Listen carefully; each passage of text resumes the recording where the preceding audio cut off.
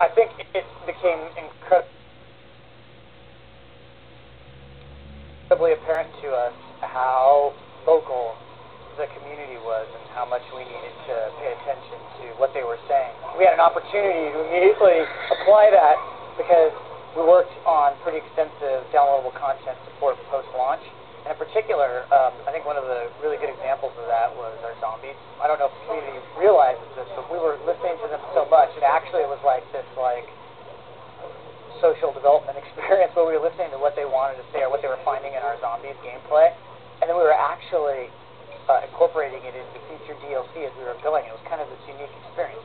As we're making Call of Duty Black Ops, we're listening. We're listening to everything that's going on inside the Call of Duty community and what they're interested in, what they want to see, and it's kind of, I think it's helped formulate for us that we want to bring something fresh and new that they haven't experienced yet with Call of Duty. Call of Duty Black Ops started right after World at War finished. While we had a team that was working on downloadable content, and we were working with partners on that, we also stopped work on all other games inside the studio and just focused all of our attention on Call of Duty. The leads got together and we talked about taking on this era. We wanted to do something totally new.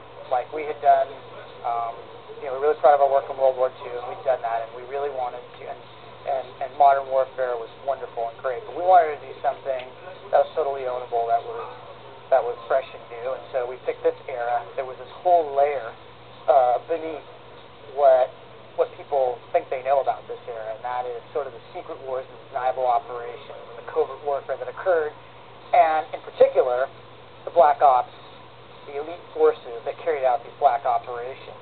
They're a very special kind of soldier. They're very charismatic. They're very powerful. They're the best of the best, right? And we want players to be able to experience that. There's an entertainment experience, so we want people to have a great time.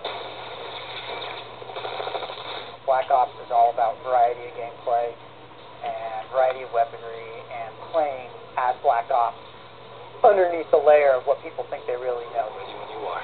We're focused first and foremost on creating the best game we can. Our creative process is all about making that experience, and we don't concern ourselves too much with, whether or not we're touching on sensitive subjects or whatever, although, when those do come up, we consider them as part of our creative process. We're trying to create an entertainment experience. We're not trying to create a history lesson. It is narrowed down to a specific story, but it does take place over a long period. And the specific time period is actually part of the narrative that we're excited to reveal to you. We are working on crafting a very rich story. So I don't want to give it away to you, but I can tell you that it spans a long period of time. It does cover a decade. In the single-player campaign, you can play a number of different CIA-led black operations units, everything from Operation 40 to the SOG, Studies and Observations Group, and other black ops units that were led by the Special Activities Division. From a Call of Duty perspective, what's great about that era is that there's huge investment in military infrastructures of both the United States and the Soviet Union.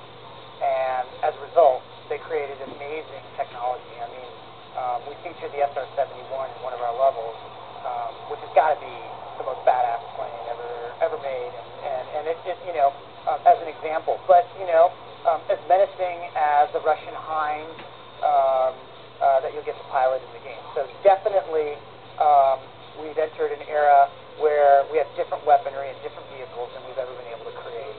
The mood around the development studio is intense. These guys are laser sharp focused. The team, like we have hundreds of people working on this game, and they are laser sharp focused on making it the best Call of Duty they can.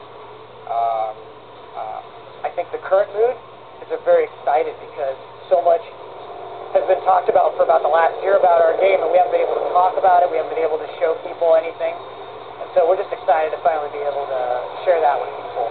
I'm working on making sure that our team can be a higher performing team, and that these developers have a chance to do the best work of their lives. That's the most important thing for us. And when you're kind of in that mindset, it's like the world goes on around you, but you're laser sharp focused on trying to do your best work. Call of Duty Black Ops coming at you on November 9th, 2010, and we're going to be making that for the Xbox 360, PS3, PC with dedicated servers,